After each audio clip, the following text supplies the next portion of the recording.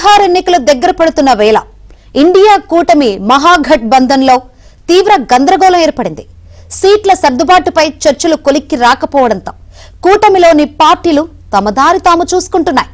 లాలూ ప్రసాద్ యాదవ్ నేతృత్వంలోని ఆర్జేడీ ఏకపక్షంగా తన అభ్యర్థుల జాబితాను విడుదల చేసి రాజకీయంగా కలకలం రేపగా, హేమంత్ సోరెన్ నేతృత్వంలోని జార్ఖండ్ ముక్తి మోర్చా జేఎంఎం ఈసారి అసెంబ్లీ ఎన్నికల నుంచి తప్పుకున్నట్లు ప్రకటించడం దుమారం రేపింది. కాంగ్రెస్ ఆర్జేడీ తమకు సీట్లు దక్కకుండా చేస్తున్నారని, ఇది రాజకీయ కుట్ర అంటూ జేఎంఎం నేతలు చేసిన వ్యాఖ్యలు హాట్ టాపిక్ గా మారాయి.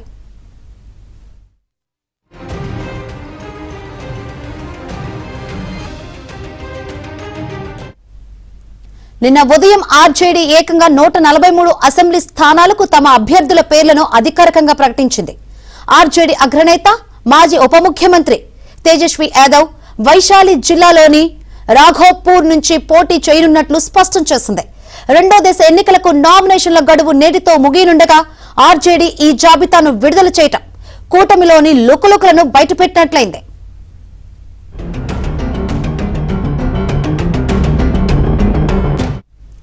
మరోవైపు కాంగ్రెస్ కూడా ఇప్పటి వరకు 60 మంది అభ్యర్థుల పేర్లను ఖరారు చేసింది.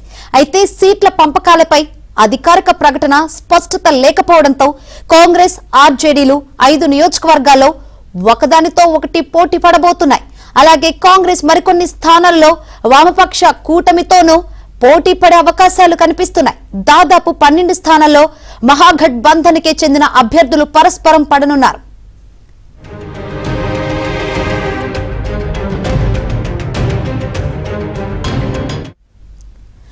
కూటమిలోని పార్టీల మధ్య సయోధ్య కుదరకపోవడానికి రాహుల్, తేజస్వి యాదవ్ కు మధ్య పెరిగిన దూరమే కారణమని రాజకీయ పరిశీలకులు విశ్లేషిస్తున్నారు.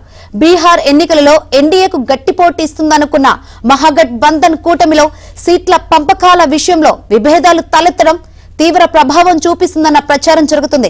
మహాఘట్ బంధన్ లో లుకలుకలు ఎన్డీఏ కూటమికి లాభం చేకూర్చుతాయన్న అభిప్రాయాలు వినిపిస్తున్నాయి. ఈ నేపథ్యంలో ఎన్డీఏ తరపున ప్రధాని మోదీ, కాంగ్రెస్ తరపున రాహుల్, ప్రియాంక ప్రచారం ముమ్మరంగా నిర్వహిస్తున్నారు.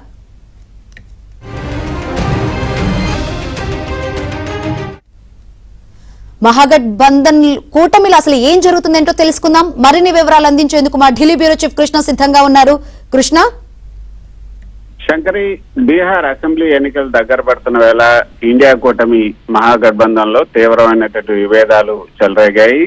సీట్ల పంపిణీ విషయంలో ఏకాభిప్రాయం కుదరకపోవడంతో కూటమిలోని ప్రధాన పార్టీలు ఆర్జేడీ, కాంగ్రెస్, జేఎంఎం ఎవరి దారి వాళ్ళు చూసుకుంటున్నారు, తమ దారి తాము చూసుకోవడం ప్రారంభించాయి. అయితే ఆర్జేడీ మాత్రం కొంత దూకుడుగా వ్యవహరిస్తోంది. లాలూ ప్రసాద్ యాదవ్ నేతృత్వంలోని రాష్ట్రీయ జనతాదళ్ ఆర్జేడీ నిన్న 143 అసెంబ్లీ స్థానాల అభ్యర్థులను విడుదల చేసింది. వీరిలో 24 మంది మహిళా అభ్యర్థులు ఉన్నారు.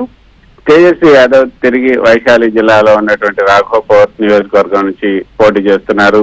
ఈ ప్రకటనతో కూటమిలోని ఇతర పార్టీలతో ఉన్నటువంటి విభేదాలు బహిర్గతమయ్యాయనే చెప్పొచ్చు. ఇక కాంగ్రెస్ ఇప్పటి వరకు కూడా 61 సీట్లకు అభ్యర్థులను ప్రకటించింది. కానీ వీటిలో 5 స్థానాల్లో మాత్రం కాంగ్రెస్, అదేవిధంగా ఆర్జేడీ ఒకరిపై ఒకరు అభ్యర్థులను నిలబెట్టారు. వాళ్ళు ఒకరిపై ఒకరు పోటీ చేయబోతున్నారు. అంటే ఇరు పార్టీల మధ్య సీట్ల సమన్వయం సరిగా జరగలేదని మనకి స్పష్టంగా అర్థమవుతుంది. ఉదాహరణకు వైశాలి వంటి కొన్ని ప్రాంతాల్లో అయితే కాంగ్రెస్, ఆర్జేడీ రెండు కూడా పోటీకి దిగాయి. దీంతో కూటమిలో కొన్ని అనుమానాలు, అసంతృప్తి సెగలు కూడా పెరిగిపోయాయనే చెప్పొచ్చు. జేఎంఎం అయితే అసలు ఈ యొక్క ఇండియా కూటమిలోనే ఉండేది లేదని కూడా స్పష్టం చేసింది. జార్ఖండ్ ముఖ్యమంత్రి హేమంత్ సోరెన్ నేతృత్వంలోని జార్ఖండ్ ముక్తి మోర్చా ఈసారి బీహార్ ఎన్నికల నుంచి తప్పుకోనట్లు ప్రకటించింది. కానీ కొన్ని సీట్లలో మాత్రం పోటీ చేసే అవకాశం ఉన్నట్లుగా తెలుస్తుంది. సుమారు 10 స్థానాల వరకు కూడా పోటీ చేసే అవకాశం ఉన్నట్లుగా మనకు అర్థమవుతుంది. అయితే కాంగ్రెస్, ఆర్జేడీ తమకు సీట్లు ఇవ్వటం లేదు, ఇది రాజకీయ కుట్ర అని ఆయన ఆరోపిస్తున్నారు. ఈ ప్రకటనతో ఇండియా కూటమిలో తీవ్ర అస్థిరత ఏర్పడిందని కూడా మనం చెప్పొచ్చు. మహాగఠబంధన్లో పెద్ద పార్టీలు ఏదైతే ఆర్జేడీ, కాంగ్రెస్ సీట్లు స్వయంగా నిర్ణయించుకోవడం, చిన్న పార్టీలను కలుపుకొని పోకుండా ఎవరికి వారే యమునా తీర్ అన్నట్లుగా వ్యవహరించడం అనేది కొంత నష్టం జరిగే అవకాశాలు ఎక్కువగా ఉన్నాయనేది రాజకీయ పరిశీలకులు చెప్తున్నట్టు అనమాట. దీంతో కొన్ని చిన్న పార్టీలు కూడా కొంత అసంతృప్తిగా ఉన్నాయి. రాజకీయ విశ్లేషకుల అభిప్రాయం ప్రకారం అయితే ఈ గందరగోళం వల్ల ఎన్డీఏ అంటే బీజేపీ కూటమి ఎక్కువ లాభాలు పొందే అవకాశం అయితే ఉంది. ఆర్జేడీ ఇప్పటికే 143 మంది అభ్యర్థుల జాబితా విడుదల చేస్తే కాంగ్రెస్ 61 సీట్లకు అభ్యర్థులు ప్రకటించింది. జేఎంఎం మాత్రం ఎన్నికల నుంచి తప్పుకుంటున్నామని ప్రకటించారు. వీళ్లకు సీట్ల సర్దుబాటు దగ్గర ఏ విధంగా ఉంది. కానీ అక్కడ ఏదైతే ఇద్దరు పోటాపోటీగా ఉన్నారు బీహార్ లో, ఈసారి ఆర్జేడీ అధికారులకు రావటం ఖాయం, ఇండియా కూటమికి రావటం ఖాయం అని వార్తలు వస్తున్న నేపథ్యంలో ఈ పరిణామాలన్నీ కూడా కొంత ఇండియా కూటమికి నష్టం జరిగే అవకాశాలు ఎక్కువగా కనిపిస్తున్నాయి. Thank you Krishna.